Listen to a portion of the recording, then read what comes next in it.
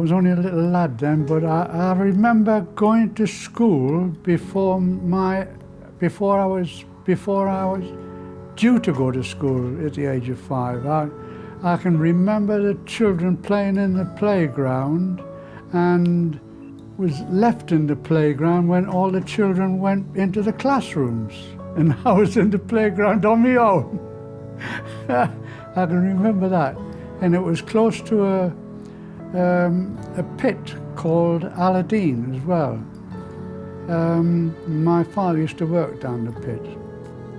My dad was a green sand moulder and a pattern maker, which meant he actually made the patterns out of wood, which they pressed into the green sand and then poured the metal in to make the mould.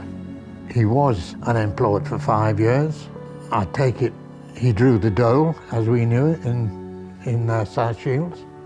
I think he applied to come to the LSA, and he was one of the lucky ones. My father, one period of time he was unemployed for 7 years, and then he was off and on after that, and he did 13 years altogether until he applied for the LSA holding. A group of men have been selected and are now on their way to a land settlement estate in the south.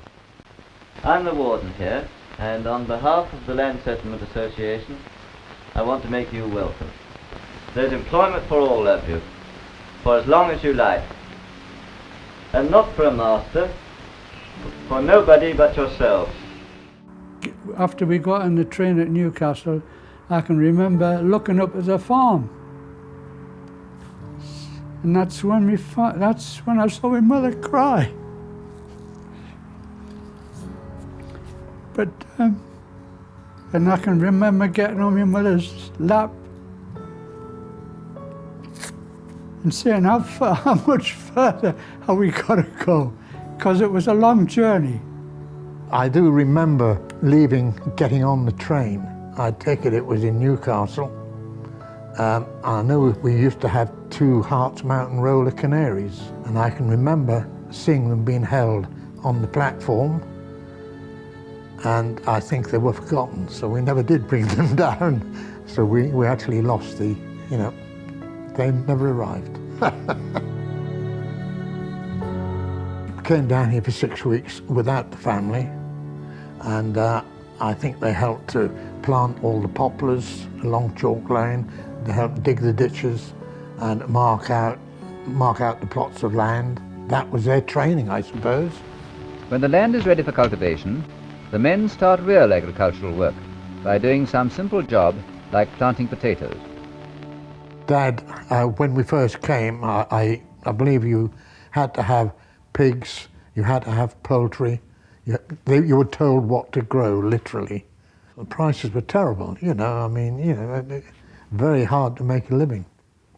I came from Portsmouth, born in Portsmouth. Just had a normal childhood, really, until the war started. And then with the effect of the Blitz, we moved out to the country to get away from the bombs. I hated the countryside when I first came, but I grew to love it, and I would not go back to Portsmouth to live. I'll be honest, I didn't want to come down here. It was just something new down here.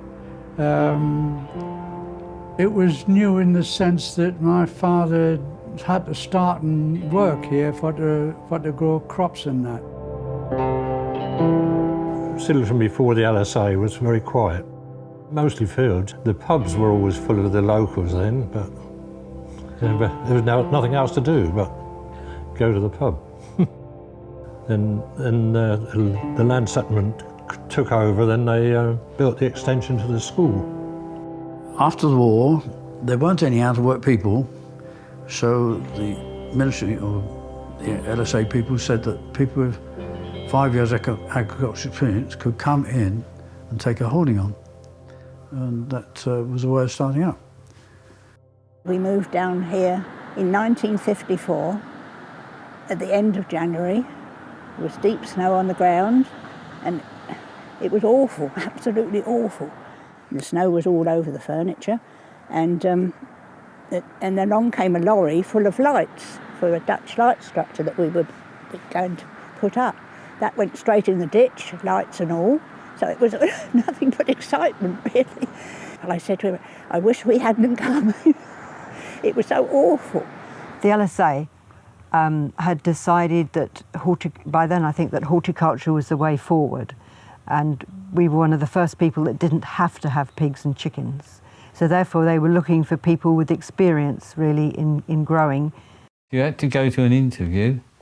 There were 2 tenants and then the estate manager and I think the accountant. And they brought 2 tenants along and they asked you questions. Of course they were most interested if you had a wife, because she was going to be a big thing in land settlement. I remember coming, being interviewed. They asked me if I'd had any experience, and I said yes, and I had no experience at all.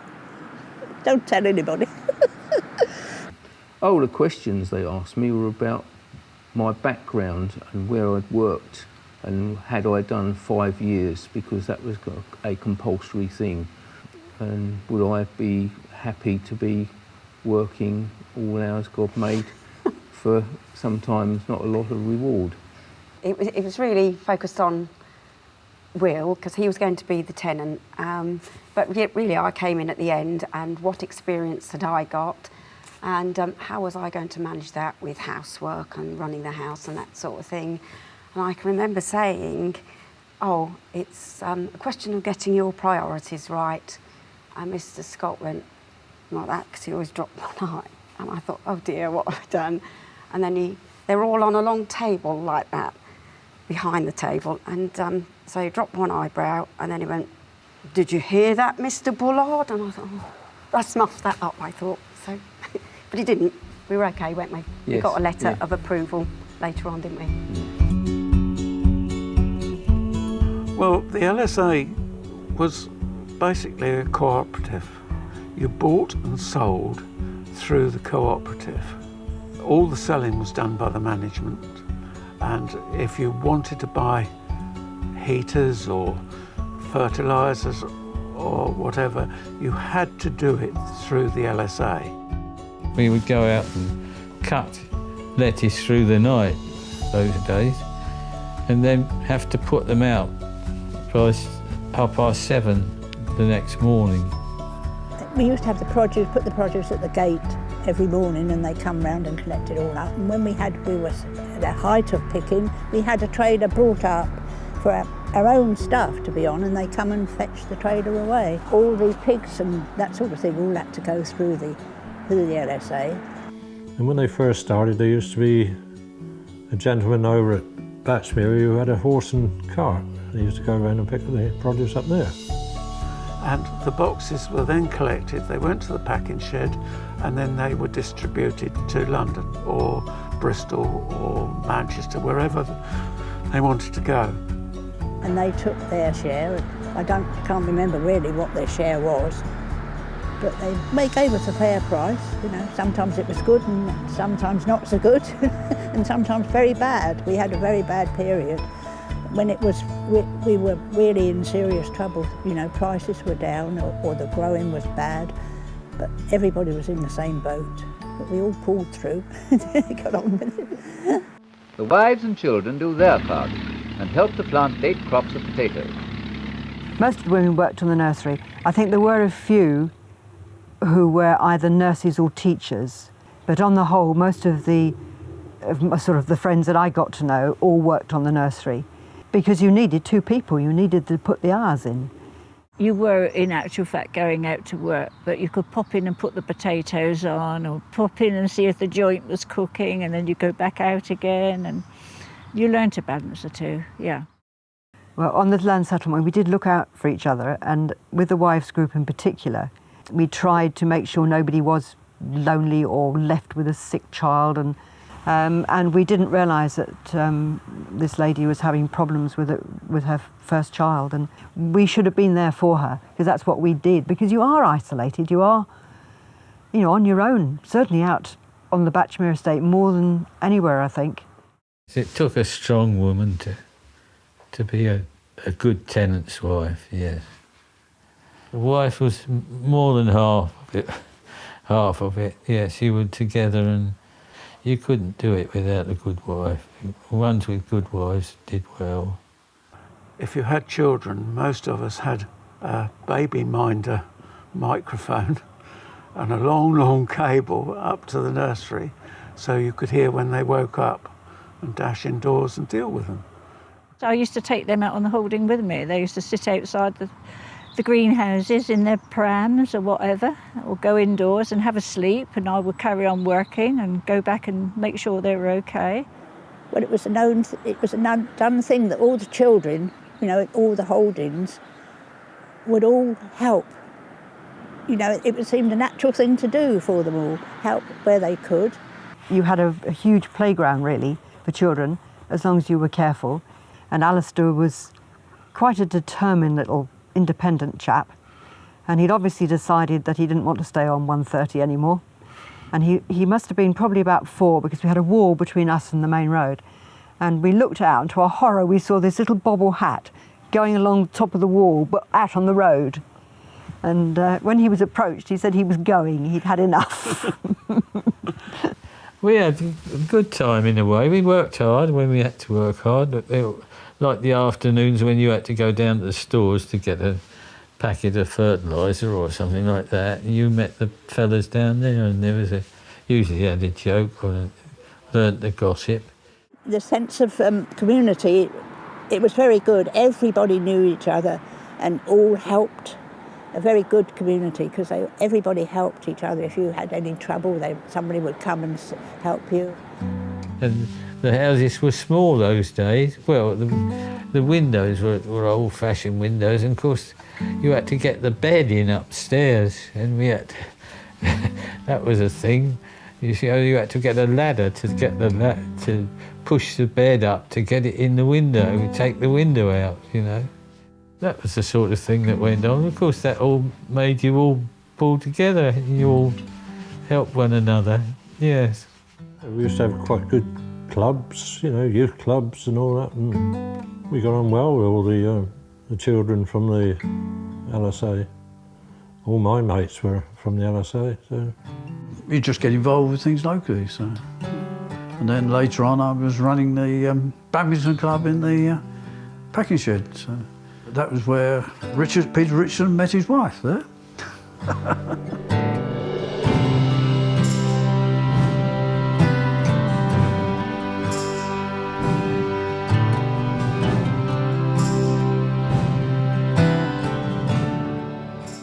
Yeah, Silverton was, I think, the most profitable. We had quite a lot of glass here, and we were producing quite a lot of stuff. I got up to an acre of greenhouses. I was employing one chap full-time and a woman part-time. A big thing that helped us was we were having the Dutch would go in great guns, and they were undercutting all we could do, and we couldn't really compete with the Dutch at the time. And the government came up with a grant system for growers. So they helped you put up more glass by giving you a percentage of the money it costs. And then Siddlesham took off then, it got more and more glass. The grant would go to building a new glass house, but before he built a new one, he would have to dismantle the older one. And this older one would then either be sold to another grower and put back up again, and that grower, if he got a development loan, he'd do the same again with it and claim the grant back. And it would just go on like that, hence the name of Yo-Yo Glass House, because they were going up and down. I went over to Holland with a chap named Ingram, who was the horticulture officer for the LSA, and we went and had a look at the Dutch industry over there. In fact, one of the Dutch people took us round. We saw quite a lot of different things over there. We came back and told the LSA here, and they started getting the machines in for the propagating departments.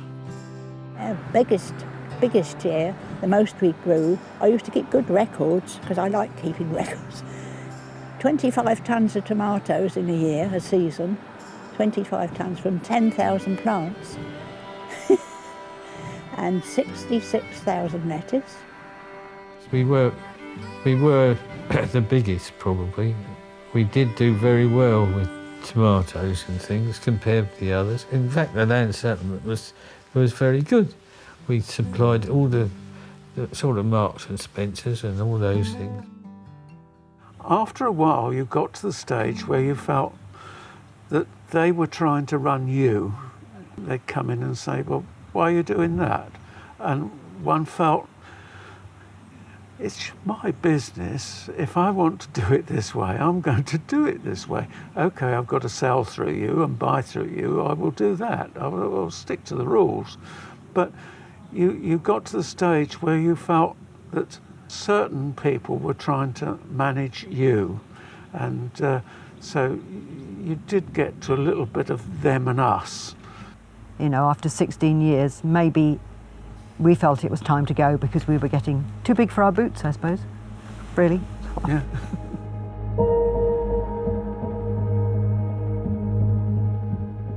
A special growers meeting was called in Keener Hut, but this was an extra special meeting, and you think, oh, what's going on now? And you came home and said, didn't you? Yes.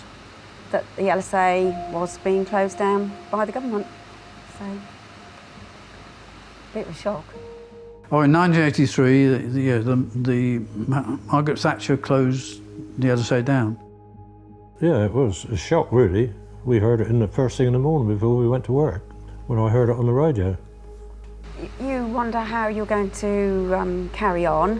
I think marketing and the transport of produce to market and where you marketed was the most worrying thing, wasn't it? Yes. Because we hadn't got experience of that. We did think about at one time just packing up and finding somewhere to live, but houses were hard to come by because we had no money, not a great deal of money, and we had to negotiate a price for the holding, and we were lucky enough to get a mortgage, which it shook us really because we'd never had anything to deal with like that. And then this business of silage and growers came up, didn't it?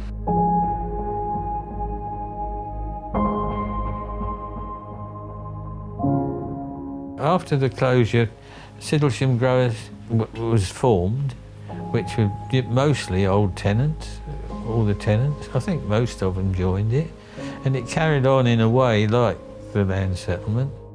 Well, it seemed to be going all right because we had the ones who've been running the LSA still came and worked in the packing sheds, you see. So you could find your own buyers if you wanted to, but we didn't. We stayed with the Silversham growers. Not everybody did. They wanted to go out on their own and find their own markets, but we stayed with them, yeah. And still bought all our plants from the propagating department and just carried on as normal, really.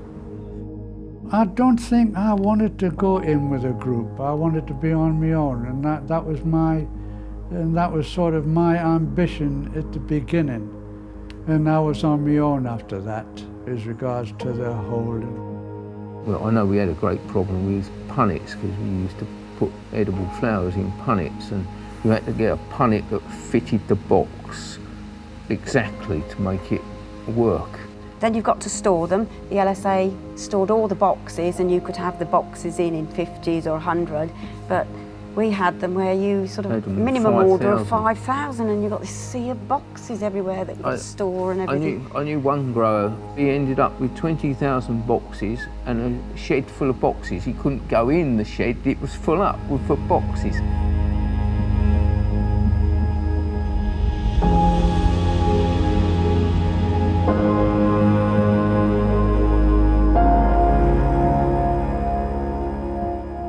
I'd been to Camera Club that night, came home, and it was relatively calm. There was a bit of wind. And we went to bed, and there was a terrific noise during the night. It was terrible to see and hear in the night. You could hear all this glass tinkling, you know, as it was breaking. The roof, the tiles were coming off the roof, and it was frightening, really. It did an awful lot of damage, and we lost quite a lot of glass. A lot of the glass houses were damaged and broken, and glass everywhere. We got lettuce seedlings ready for planting, and they were all covered in shards of glass, and they were no good because we don't sell anything that got glass in. Where we'd been picking tomatoes the day before, the metal beams were bent down to the ground and there was no glass left really at all. It was just spread all over the nursery.